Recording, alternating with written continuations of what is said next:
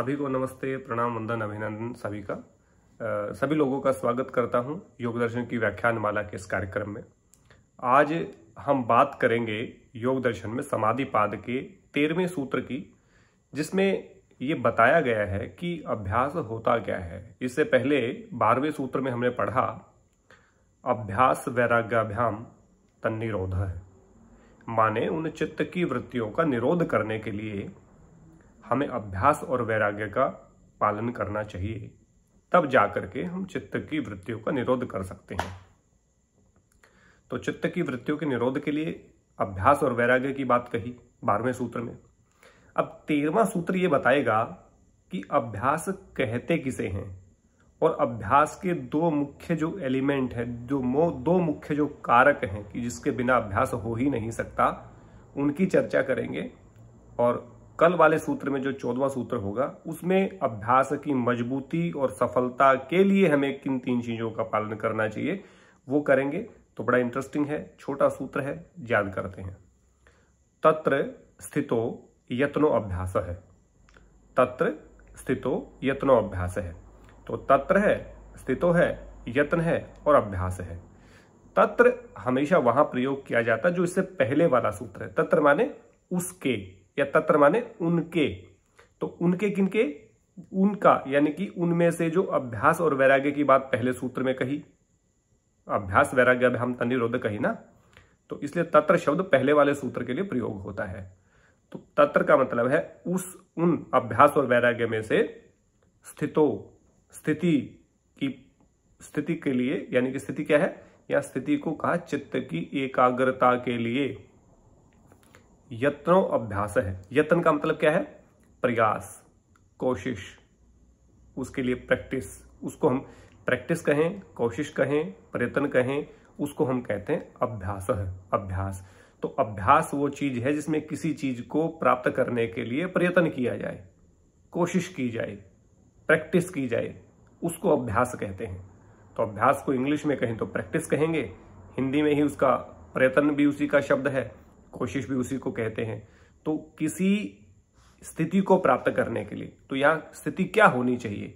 तो यहां कोई भी स्थिति प्राप्त करने की बात नहीं कही गई, क्योंकि यहां पे चित्त की वृत्तियों के निरोध की बात की गई है।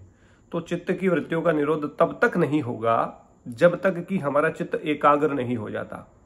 माने चित्त की वृत्तियों का निरोध ना तो आपका विक्षिप्त अवस्था में हो सकता है, ना क्षिप्त अवस्था में हो सकता है, ना मूढ़ अवस्था में हो सकता है। इसलिए उसका एकाग्र अवस्था में ही चित्त की वृत्तियों का निरोध संभव है और वो जाकर के निरुद्ध अवस्था में होता है। लेकिन चित्त की एकाग्र अवस्था में वो प्रोसेस शुरू हो जाता है चित्त को एकाग्र करने का। तो चित्त के एकाग्र करने के बाद ही चित्त का निरोध होता है। जो चित्त की वृत्तियों का निरोध होता है निरुद्ध अवस्था में होता है। निरुद्ध अवस्था को प्राप्त करने से पहले उसकी जो पहली सीढ़ी है वो है एकाग्र अवस्था। तो अभ्यास का मतलब है उस स्थिति को प्राप्त करने के लिए, उस किस स्थिति को प्राप्त करने के लिए? चित्त की एकाग्रता को प्राप्त करने के लिए जो प्रैक्टिस की जाए, जो कोशिश की जाए, जो प्रयत्न किया जाए, उसे हम अभ्यास कहते हैं। ये यहाँ पे पूरा है। अब यहाँ पे महर्षि व्यास क्या कहते हैं कि उस यत्न को करने के लिए बल और उत्साह की जरूरत होती है। माने जब तक आप में बल और उत्साह, बल वीर्य का प्रतीक है, यानी कि जब तक आप में बल नहीं है, उत्साह नहीं है, वीर्य जो बल है वो मजबूती है, सामर्थ्य है, और उत्साह भी इसी का एक रूप है। माने 2 चीजों का होना यहाँ पे आवश्यक है। बल का होना आवश्यक है, बल में शारीरिक बल भी है और मानसिक बल भी है, और उत्साह। जब तक आप उत्साहित नहीं होंगी किसी काम को करने के लिए, तब तक अंदर से आपको प्रेरणा नहीं मिलेगी, तो उत्साह नहीं जागृत होगा और निरुत्साहित व्यक्ति कभी कोई काम नहीं करता। निरुत्साहित व्यक्ति वो होता है जो आलस और प्रमाद में पड़ा रहता है। माने जिसके भीतर फिजिकल लेजीनेस और मेंटल लेजीनेस, आलस्य और प्रमाद भरा होता है, वो हमेशा निरुत्साहित होता है। और जिसके भीतर उत्साह होता है वो हमेशा आलस्य और प्रमाद को त्याग करके एक्टिव होता है, खड़ा होता है किसी काम को करने के लिए। तो किसी भी काम को करने के लिए, किसी भी अभ्यास को शुरू करने के लिए, किसी भी यत्न को, प्रयत्न को, कोशिश को शुरू करने के लिए, किसी भी प्रैक्टिस को शुरू करने के लिए बल और उत्साह का होना अति आवश्यक है। तो जब बल होगा और उत्साह होगा तभी आप प्रैक्टिस शुरू कर सकते हैं, तभी आप अभ्यास को शुरू कर सकते हैं। यदि आप में उत्साह नहीं है, बल नहीं है, तो अभ्यास शुरू नहीं हो सकता। तो अभ्यास मुख्य रूप से क्या है? चित्त की एकाग्रता को प्राप्त करने के लिए जो प्रयास किया जाए, जो कोशिश की जाए, जो प्रैक्टिस की जाए, जो ट्राई किया जाए, वो अभ्यास है। अभ्यास हर तरह का हो सकता है। चूंकि योग दर्शन की बात कर रहे हैं, इसलिए चित्त की एकाग्रता को प्राप्त करने के लिए जो प्रयास किया जाएगा उसको अभ्यास यहां कहते हैं। यदि आप खाना पकाने का अभ्यास कर रहे हैं, वो भी उसी स्थिति में आएगा। यदि आप खाना बनाने की प्रैक्टिस कर रहे हैं, कोई रेसिपी आप सीख रहे हैं, तब तक आप उसका अभ्यास करते रहे जब तक कि उसमें परफेक्शन आ जाए। एक दिन में कोई व्यक्ति रोटी बनाना नहीं सीखता, चावल बनाना नहीं सीखता, सब्जी बनाना नहीं सीखता है, या और कोई डिश, खीर बनाना, हलवा बनाना, दलिया बनाना नहीं सीखता है, लेकिन धीरे धीरे जब वो प्रैक्टिस करता है, धीरे धीरे कोशिश करता है, तो वो उसको सफलता प्राप्त कर लेता है। तो किसी भी कार्य को शुरू करते हैं, चाहे वो प्रैक्टिस हो आपकी, चाहे आपको एक स्पोर्ट्स पर्सन बनना हो, चाहे आपको बड़े बेहतरीन कुक बनना हो, चाहे बेहतरीन आपको वक्ता बनना हो, एक दिन में वक्ता नहीं बन सकता, एक दिन में गाड़ी को ड्राइव करना नहीं सीख सकते। तो कोई भी चीज एक दिन में नहीं आती, उसके लिए एक पर्टिकुलर प्रैक्टिस की जाती है, कोशिश की जाती है, ट्राई किया जाता है, प्रयत्न किया जाता है, और वही अभ्यास कहलाता है। और चाहे ड्राइविंग के लिए आप करें, लेकिन यहाँ चूंकि हम योग दर्शन की बात कर रहे हैं, तो का तत्र स्थितो यत्नो अभ्यास है। उन अभ्यास और वैराग्य में से, दो में से, जो चित्त की स्थिरता को प्राप्त करने के लिए, चित्त को स्थिर करने के लिए, चित्त को एकाग्र करने के लिए जो कोशिश की जाएगी, प्रयत्न किया जाएगा, ट्राई किया जाएगा, वो अभ्यास है। माने यहाँ वैराग्य की बात नहीं की, क्योंकि पिछले सूत्र में कहा ना, जो अभ्यास वैराग्य हम निरोध है। तो उन अभ्यास और वैराग्य में से जो चित्त की स्थिरता को प्राप्त करवाने में कोशिश है, प्रयत्न है, ट्राई है, अभ्यास, उसको कहते हैं।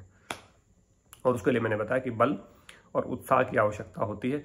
यदि बल है, उत्साह है, तो आप आसमान छू सकते हैं, और बल उत्साह नहीं है तो आप कुछ भी नहीं कर सकते, आप उठ भी नहीं सकते, चलना तो दूर की बात है। इसलिए अपने अंदर उत्साह जगाइए, बल को पैदा करिए, और बल शारीरिक भी हो, मानसिक भी हो। और शारीरिक और मानसिक बल कैसे प्राप्त होगा? उसके लिए आपको अच्छा भोजन करना पड़ेगा, अच्छा आपको नींद लेनी पड़ेगी, अच्छा अभ्यास आपको करना पड़ेगा, व्यायाम आदि आपको करना पड़ेगा, ब्रह्मचर्य का पालन करना पड़ेगा। अनेकों चीज हैं जो आप स्वस्थ रह सकते हो। भोजन भी ऐसा हो जो अच्छे से पका हुआ हो, न्यूट्रिशन उसमें वैल्यू ज्यादा हो, आजकल का कुकर का पकाना हो, सात्विक प्रवृत्ति के साथ पकाया गया हो, धीमी आंच पे पकाया गया हो, पूरे मनोभाव के साथ पकाया गया हो, और मुख्य रूप से उस भोजन की प्राप्ति में जो भोजन आया है उसका सोर्स क्या है। यदि उसका सोर्स करप्शन है, उसका सोर्स गलत तरीके का अवैध है, या उसका गलत तरीके से कोई आपके पास फूड आ रहा है, अन्न आ रहा है, वो नकारात्मकता पैदा करेगा, साधना में बाधा उत्पन्न करेगा। इसलिए अपने भोजन में देखिए कि आपका भोजन गलत तरीके की कमाई से, गलत तरीके के पैसे से, अनुचित व्यवहार से, अनुचित तरीके से, फ्रॉड तरीके से तो नहीं आ रहा।